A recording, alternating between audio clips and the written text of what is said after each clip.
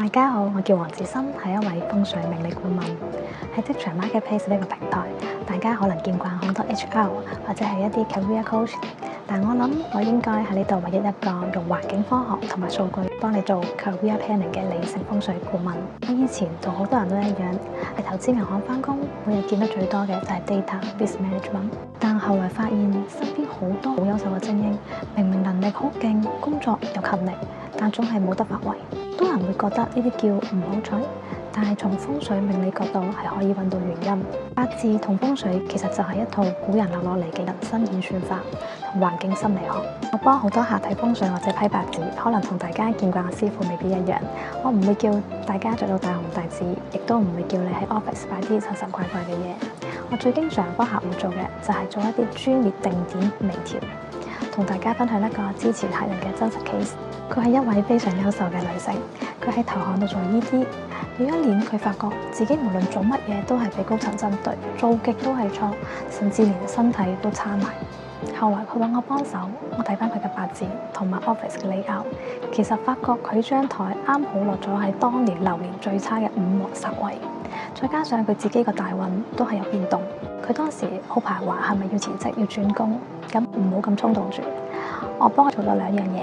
第一，我將佢個 office 啲擺設做咗一啲微調，避開咗個煞位，同埋加強咗佢嘅運勢。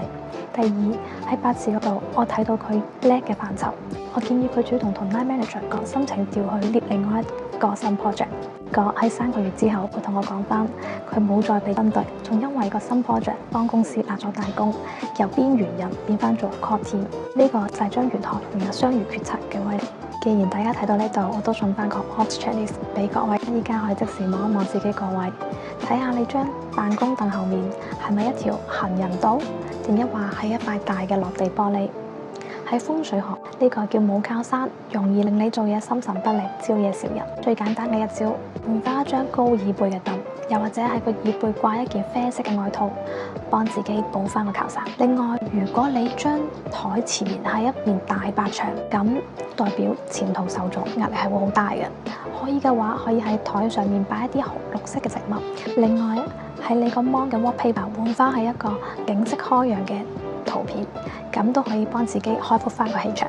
玄學對我嚟講，從來都唔係迷信，而係一套可以幫你喺職場同埋商場上揾出最優方案嘅外掛工具。無論你想突破目前嘅事業瓶頸，定抑或係想防小人、催旺翻升職運，定係各位 start 嘅老闆想睇下公司流年嘅運勢點樣揀 partner，我都好樂意用最理性、最雙龍嘅角度幫你 tailor make 一個最優嘅方案。如果你想預約辦公室風水，定抑或家居風水同八字諮詢，歡迎 follow 我嘅 IG， 又或者直接 DM 我哋一齊用現代玄學為你嘅事業、家庭增值。